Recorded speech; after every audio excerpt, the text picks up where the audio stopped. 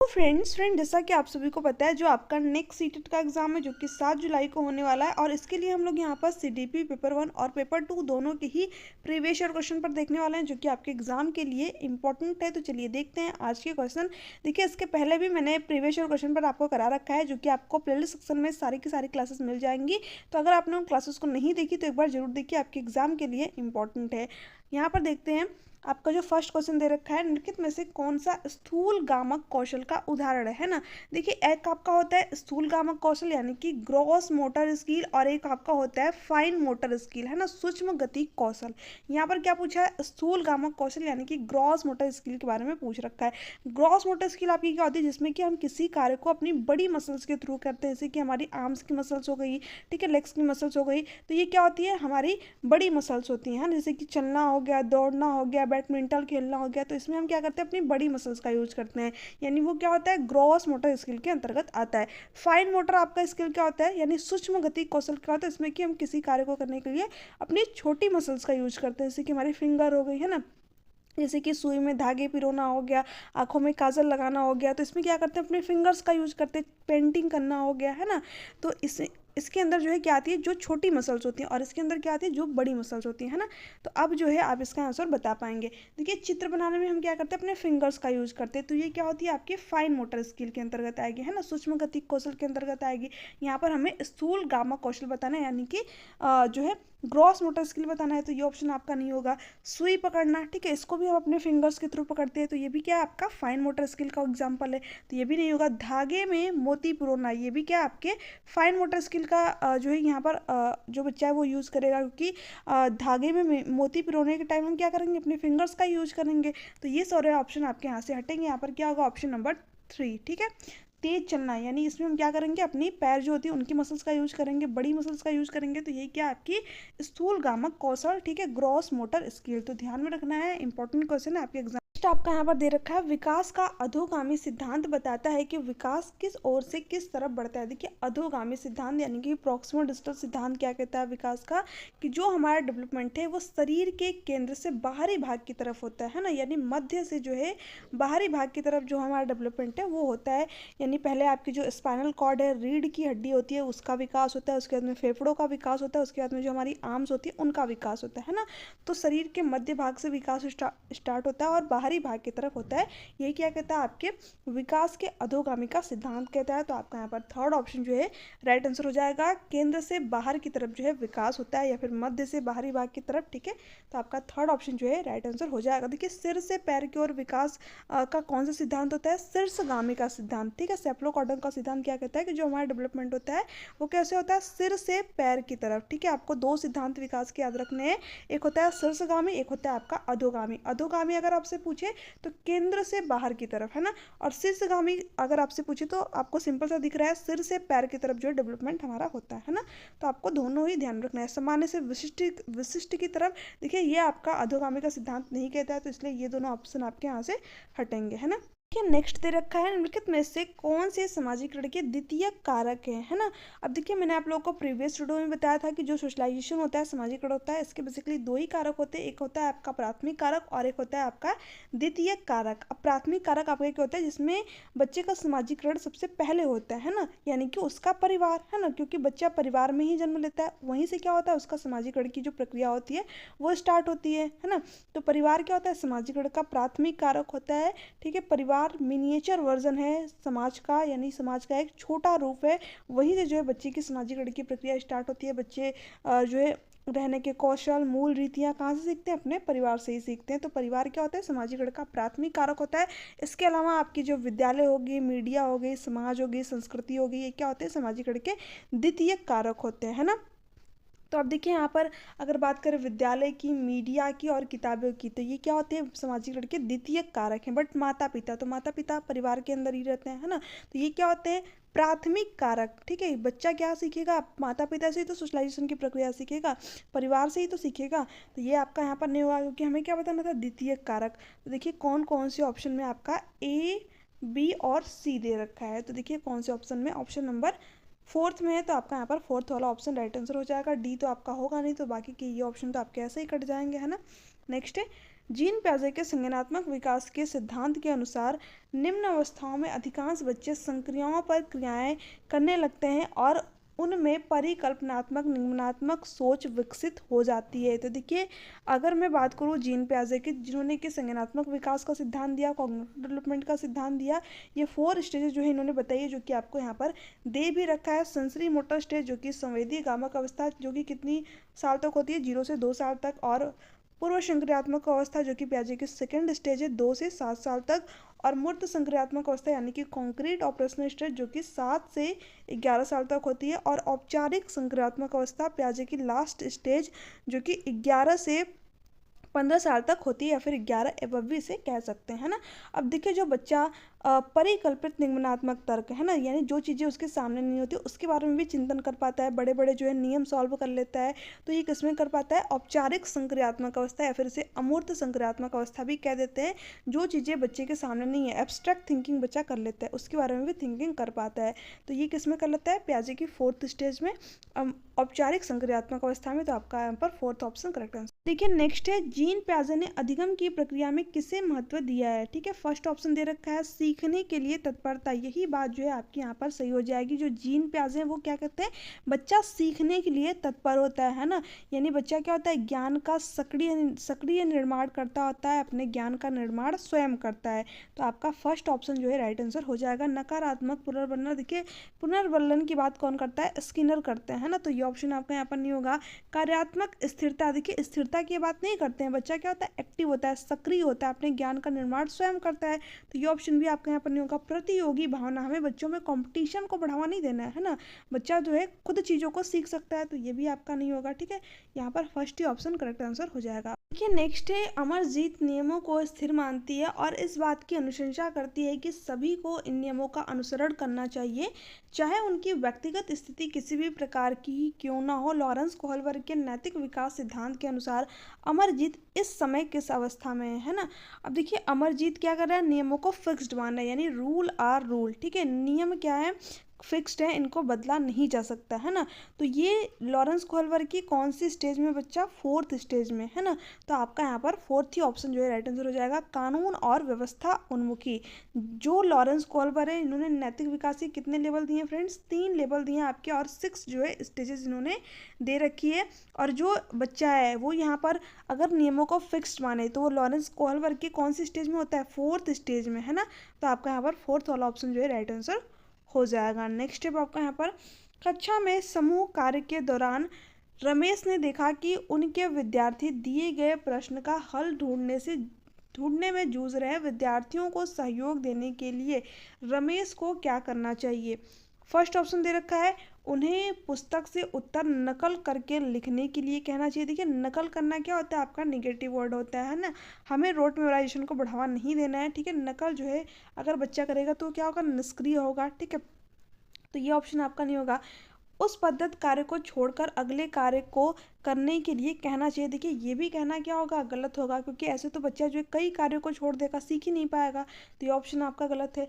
प्रश्न से संबंधित संकेत देने चाहिए। देखिए, यही बात जो है आपकी यहाँ पर सही दे रखा है ना। जब बच्चे को जो है किसी भी प्रश्न का हल ढूंढने में किसी भी प्रकार की समस्या आ रही है, वो हल ढूंढ नहीं पा रहा है, तो हमें क्या करना चाहिए, उस टाइम उसको थोड़े से संकेत देने चाहिए, इशारे देने चाहिए, ताकि बच्चा खुद जो है चीज़ों को सीख जाए है ना, थोड़ी सी जो है उसको हेल्प प्रोवाइड करनी चाहिए। तो ये वाला ऑप्शन जो है आपका यहाँ पर राइट आंसर हो जाएगा। ये बात आपकी कौन कहता है, लेव वाइगोस्की भी कहते हैं। ठीक है, इसी को जो इन्होंने स्कैफ होल्डिंग का भी नाम दिया है, कि जब बच्चा जो है किसी भी चीज़ को नहीं कर पा रहा है, या फिर उसको जो है करने में किसी भी कठिनाई का सामना करना पड़ रहा है, तो वहाँ पर क्या करना चाहिए, बच्चे को थोड़ी सी हेल्प प्रोवाइड करनी चाहिए, ताकि बच्चा खुद जो है चीज़ों को सीख सके। तो आपका यहाँ पर 3rd ऑप्शन करेक्ट है। अस्पष्ट निर्देश द्वारा प्रश्न को जटिल बना देना, देखिए ये कहना आपका जो है गलत है, हमें बच्चों को निर्देश नहीं देना है, ये क्या होता है, आपका निगेटिव वर्ड होता है, तो ये ऑप्शन भी आपका नहीं होगा। नेक्स्ट है विद्यार्थियों के संज्ञानात्मक विकास के संवर्धन के लिए लेव वाइगोस्की ने किसके कार्यान्वयन की अनुशंसा की है। ठीक है, फर्स्ट दे रखा है सामाजिक पृथक्करण। देखिए, कोई भी व्यक्ति है ना समाज से अलग होकर चीज़ों को नहीं सीख सकता है, पृथक होकर चीज़ों को नहीं सीख सकता है, क्योंकि मनुष्य क्या एक सामाजिक प्राणी है ना, बिना समाज के जो है चीज़ों को वो नहीं सीख सकता है। तो ले वाइगोस्की क्या कहते हैं, बच्चा जो है समाज से इंटरेक्ट करके चीज़ों को सीखता है, अंतः क्रिया करके जो है चीज़ों को सीखता है। तो ये बात तो आपकी बिल्कुल गलत दे रखी है। सांस्कृतिक उपकरणों का प्रयोग, देखिए यही बात जो है आपके ले वाइगोस्की कहते हैं, ये आपका बिल्कुल सही ऑप्शन है। जो बच्चे का संज्ञानात्मक विकास होता है, कॉग्निटिव डेवलपमेंट होता है, उसमें उसके संस्कृति की क्या होती है, महत्वपूर्ण भूमिका होती है। तो आपका यहाँ पर सेकंड ऑप्शन करेक्ट है। कंठस्थीकरण यानी रोड मेमोराइजेशन को बढ़ावा नहीं देना है, तो ये ऑप्शन आपका नहीं होगा। निष्क्रिय अनुकरण, हमें बच्चा क्या चाहिए, सक्रिय चाहिए, ठीक है, और नकल नहीं चाहिए, अनुकरण नहीं चाहिए, तो ये ऑप्शन आपका यहाँ पर नहीं होगा। देखिए जो ले वाइगोस्की हैं, इनसे रिलेटेड 3 चीज़ ध्यान में रखिएगा, ठीक है। ये समाज के थ्रू सीखने की बात करेंगे, कल्चर के थ्रू सीखने की बात करेंगे, और लैंग्वेज के थ्रू जो है सीखने की बात करेंगे। यानी जो बच्चा होता है उसका जो संज्ञानात्मक विकास होता है, उसमें उसके समाज की महत्वपूर्ण भूमिका होती है, ठीक है। उसके कल्चर यानी संस्कृति की जो है महत्वपूर्ण भूमिका होती है, भाषा की जो है महत्वपूर्ण भूमिका होती है। तो ध्यान में रखिएगा, 3 चीज़ जो है इंपॉर्टेंट है, इन्हीं से जो है ज़्यादातर आपके एग्जाम में क्वेश्चन पूछे जाते हैं, ठीक है। यहाँ पर प्रगतिशील शिक्षा शिक्षण अधिगम प्रक्रिया के केंद्र में किसे स्थान देती है ना। देखिए जो प्रगतिशील शिक्षा है, प्रोग्रेसिव क्लासरूम है, इसके केंद्र में कौन होता है, बच्चा होता है ना। चाइल्ड सेंटर्ड एजुकेशन की बात करती है, बाल केंद्रित शिक्षा की जो है यहाँ पर बात करती है ना। तो आपका क्या होगा, फर्स्ट ही ऑप्शन जो है राइट आंसर हो जाएगा। विद्यार्थी केंद्रित, ठीक है, बाल केंद्रित शिक्षा की बात कौन करती है, आपकी प्रगतिशील शिक्षा, प्रोग्रेसिव क्लासरूम, ठीक है। तो आपका जो है ये नहीं होगा, आपका अभिभावक नहीं होगा, परीक्षा भी नहीं होगा, और अध्यापक भी नहीं होगा। यहाँ पर क्या होगा, फर्स्ट ऑप्शन आपका करेक्ट आंसर हो जाएगा। नेक्स्ट है अहमद मनोपचारक या परामर्शदाता काउंसलर बनना चाहता है। हार्वर्ड गार्डनर के बहुउद्देश्य सिद्धांत के अनुसार उसकी अध्यापिका को किस प्रकार उसकी किस बुद्धि के संवर्धन के अवसर देने चाहिए। देखिए किस बुद्धि के संवर्धन के अवसर देने चाहिए, इंटरपर्सनल, क्योंकि जो अहमद है वो क्या बनना चाहता है, मनोपचारक, दूसरों के स्वभाव मनोदशा, ठीक है, इन चीज़ों को समझने वाला बनना चाहता है। तो यहाँ पर आपका फोर्थ ऑप्शन जो है राइट आंसर हो जाएगा। अंतः व्यक्तिक, प्राकृतिक आपका यहाँ पर होगा नहीं, स्थानिक भी नहीं होगा, ये तो वास्तुकार के अंदर होती है, ठीक है। संगीतात्मक भी आपका यहाँ पर नहीं होगा, यहाँ पर आपका फोर्थ ऑप्शन जो है राइट आंसर हो जाएगा। हार्वर्ड गार्डनर बेसिकली जिन्होंने की मल्टीपल टाइप ऑफ इंटेलिजेंस दिया, बहुबुद्धि का जो है सिद्धांत दिया, तो ध्यान रखना है, इनसे रिलेटेड भी क्वेश्चन यहाँ पर पूछा जाता है कि हार्वर्ड गार्डनर ने जो है किसका सिद्धांत दिया था, तो बहुबुद्धि का जो है इन्होंने सिद्धांत दिया है। इनके अकॉर्डिंग जो है बुद्धि क्या होती है, कई प्रकार की होती है ना। अगर एनसीईआरटी की बात करें तो उसमें आपका 8 टाइप जो है गिवन है। नेक्स्ट है सहयोगात्मक अधिगम का कार्यान्वयन करते समय अध्यापक को क्या करने चाहिए, एक समान योग्यता आधारित समूहों का निर्माण। देखिए एक समान योग्यता आधारित समूह नहीं बनाना चाहिए हमें, क्योंकि बच्चे के अंदर क्या है, इंडिविजुअल डिफरेंसेस है, व्यक्तिगत विभिन्नता है, प्रत्येक बच्चा क्या है दूसरे बच्चे से अलग है। तो वैसे भी हमें समूह तो बनाना ही नहीं चाहिए बच्चों का, तो ये ऑप्शन आपका गलत है। विद्यार्थियों को केवल निर्धारित प्रक्रिया का अनुसरण करने का निर्देश देना, केवल क्या होता है आपका निगेटिव वर्ड होता है, ठीक है, और निर्धारित प्रक्रिया का अनुसरण करने के लिए देना, ये सारी चीज़ें जो है आपकी गलत दे रखी है। बच्चे के अंदर क्या है, इंडिविजुअल डिफरेंसेस है, व्यक्तिगत विभिन्नता है, तो हमें प्रत्येक बच्चों को जो है अलग अलग तरीके से चीज़ों को सिखाना चाहिए। चर्चाओं और वाद विवाद के प्रयोग को प्रतिबंधित करना, ठीक है, देखिए क्या दे रखा है, प्रतिबंधित करना, यानी रोक लगाना उस पर नहीं, चर्चा, ठीक है, वाद विवाद से बच्चे क्या करते हैं, चीज़ों को और भी अच्छी तरीके से सीख पाता है, ठीक है। बट यहाँ पर रोक लगाने की बात की गई है, तो ये ऑप्शन तीनों ऑप्शन आपके यहाँ पर हटेंगे। विविध शिक्षार्थियों के समूह बनाना, देखिए यहाँ पर जो है आपका फोर्थ ही ऑप्शन क्या दे रखा है, राइट दे रखा है, ठीक है, ताकि विद्यार्थी क्या कर सके, अन्य जो उसके साथी समूह उनसे भी इंटरेक्ट करके चीज़ों को सीख सके, है ना।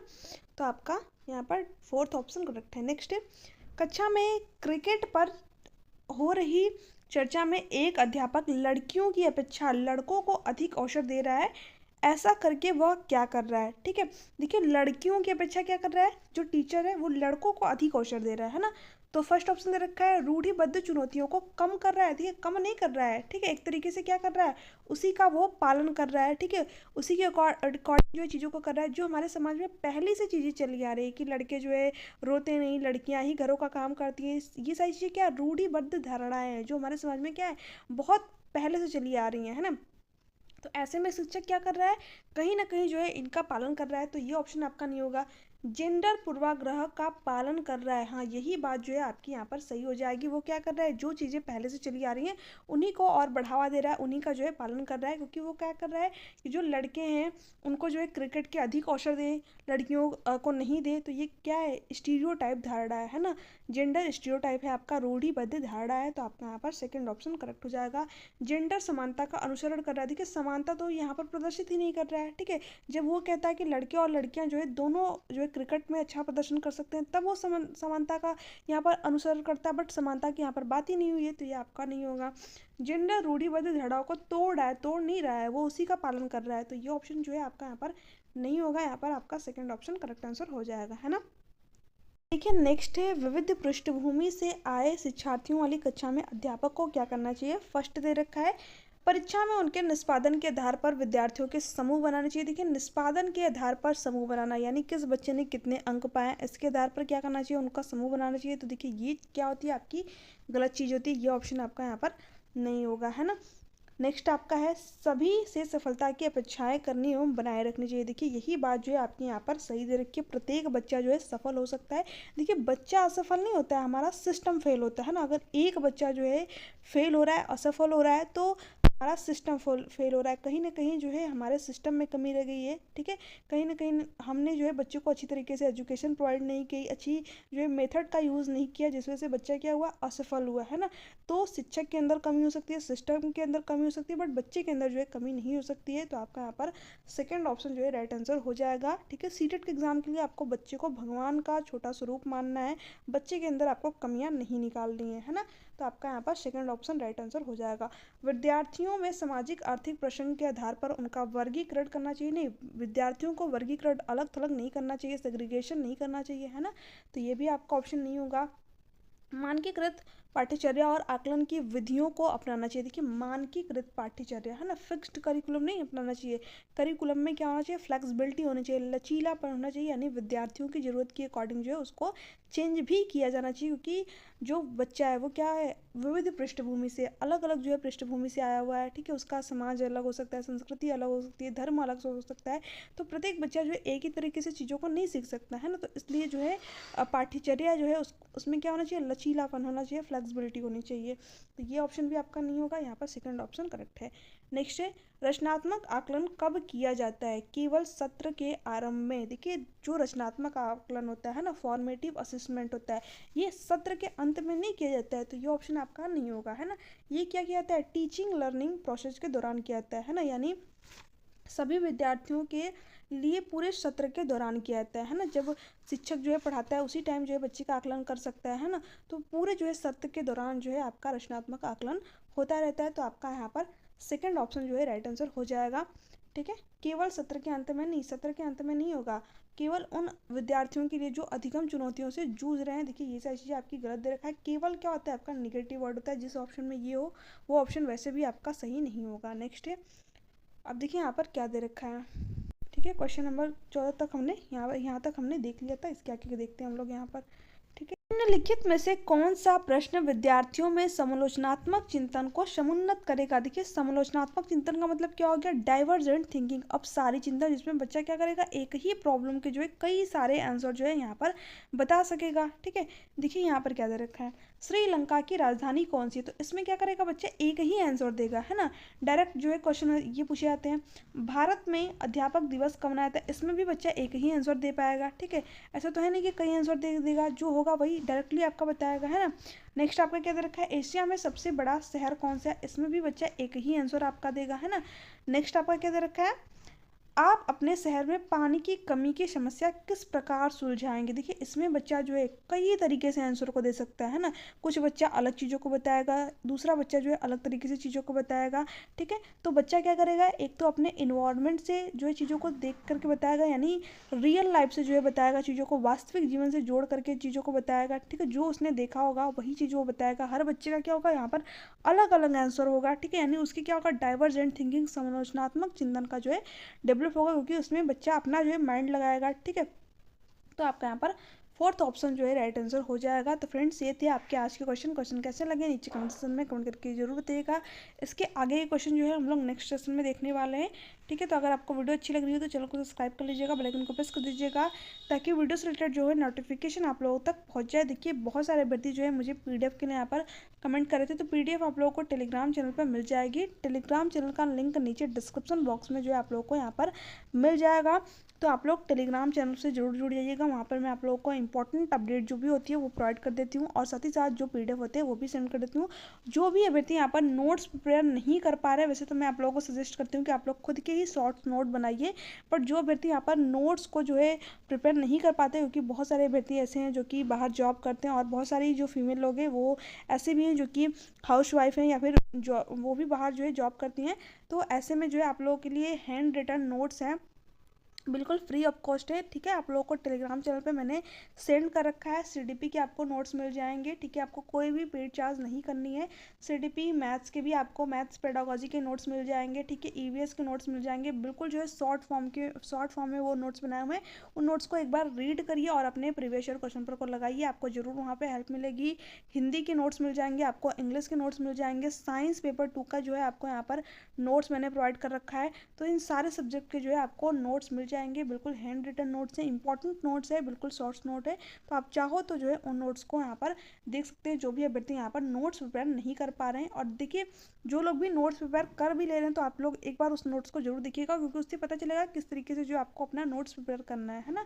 तो अभी मेरे पास बस एक ही सब्जेक्ट का नहीं है, एसएसटी का मेरे पास अवेलेबल नहीं है, तो इसलिए वो मैं आप लोगों को यहाँ पर सेंड नहीं कर रही हूँ। बाकी आपको सारे सब्जेक्ट के यहाँ से मिल जाएंगे। ठीक है, तो ये सारी चीज़ें थी जो कि मुझे आप लोगों को बतानी थी। अगर आपको जो है टेलीग्राम का लिंक चाहिए तो डिस्क्रिप्शन बॉक्स में मिल जाएगा। ठीक है, आप उससे ज़रूर ज्वाइन हो। ठीक है, और वीडियो अच्छी लग रही है तो प्लीज़ चैनल को सब्सक्राइब कीजिए, और वीडियो को जो है लाइक और ज़्यादा से ज़्यादा शेयर कीजिएगा। ठीक है, थैंक्स फॉर वॉचिंग।